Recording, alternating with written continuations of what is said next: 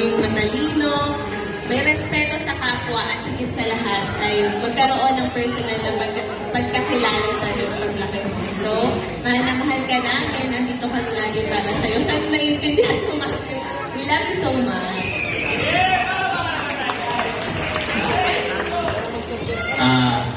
Brent, gusto ko lang malaman mo na kahit ano yung maging gusto mo paglaki, susupport ka namin.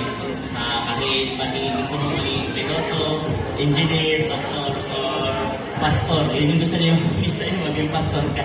Okay, support namin yung kung ano yung gusto mo. Saka I just want to take this opportunity para pasalamatan din kasi napakaswerte ko talaga sa biyanan ko. Sobrang swerte ko kasi yung nag-aalaga kay Manchu, nakapagtrabaho kami parehas dun sa biyanan kong babae, si Nanay Selpa.